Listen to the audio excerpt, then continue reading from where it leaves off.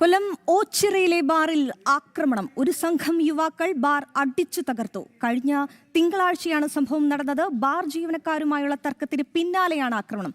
Bar ജീവനക്കാർക്ക് സംഭവത്തിൽ പരിക്കേറ്റു. മലപ്പുറം രജിസ്ട്രേഷനുള്ള കാറിൽ എത്തിയവരാണ് ആക്രമണം നടത്തിയതെന്ന് വിവരമുണ്ട്.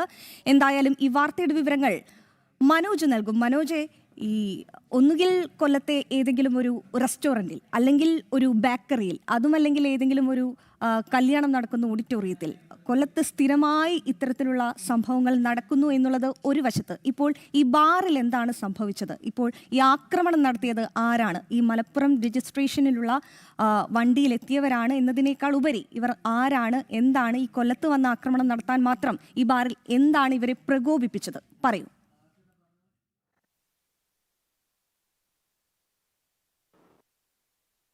തിങ്കളാഴ്ചയാണ് ഈ സംഭവം ഉണ്ടാകുന്നത്. അതായത് ഇതിൻ്റെ തലേ ദിവസം രാത്രിയിൽ മദ്യത്തിനായി ഇവർ ബാറിലേക്ക് എത്തിയിരുന്നു. പക്ഷേ സമയപരിമിതി കഴിഞ്ഞതുകൊണ്ട് മദ്യം നൽകിയില്ല. ഇതിനെ തുടർന്ന് ഒരു തർക്കമുണ്ടാകുന്നു. ഇതിൻ്റെ ഒരു വൈരാഗ്യത്തിന് പുറത്താണ് പിറ്റേന്ന് ഇവർ അവിടേക്ക് എത്തുകയും, അതായത് ഈ ബാറിനുള്ളിലേക്ക് കയറി വരുന്നുണ്ട്. ആ ദൃശ്യങ്ങളിൽ തന്നെ കാണാം. എന്നിട്ട് അവിടെ ഉണ്ടായിരുന്ന ജീവനക്കാരനോട് തർക്കിക്കുകയും തുടർന്ന് അവിടെ ഉണ്ടായിരുന്ന കസേരയും അതോടൊപ്പം തന്നെ മറ്റ് സാമഗ്രികളുമൊക്കെ ഇയാൾക്ക് നേരെ എടുത്തെറിയുകയും അതോടൊപ്പം ബാറിലെ മറ്റ് സാമഗ്രികൾ അടിച്ച് തകർക്കുകയും ചെയ്തു എന്നുള്ളതാണ്.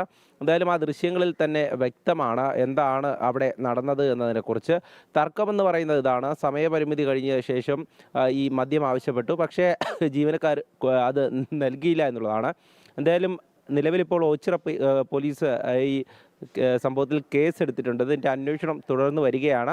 ഈ പ്രതികളെ തിരിച്ചറിഞ്ഞിട്ടുണ്ട് എന്നാണ് പോലീസ് പറയുന്നത്. മലപ്പുറം രജിസ്ട്രേഷനിലുള്ള വണ്ടിയിലാണ് ഇവർ എത്തിയതെന്ന് വ്യക്തമാണ്. തുടർന്നാണ് മറ്റ് അന്വേഷണവുമായി മുന്നോട്ട് പോകുന്നത്. ഈ ബാറിൻ്റെ മാനേജർ പരാതി നൽകിയിട്ടുണ്ട്. മാനേജറിന് പരിക്കേറ്റിട്ടുണ്ട്. ഇതിൻ്റെ അടിസ്ഥാനത്തിലാണ് അന്വേഷണം തുടരുന്നത്. ശരി, മനോജാണ് ഈ വാർത്തയുടെ വിവരങ്ങൾ നൽകിയത്. എന്തായാലും സമയം കഴിഞ്ഞിട്ടും മദ്യം വേണമെന്ന് ബാർ ജീവനക്കാരോട് ആവശ്യപ്പെടുന്നു. അവർ നൽകാൻ കഴിയില്ല എന്ന് പറയുന്നു. അടിയാകുന്നു.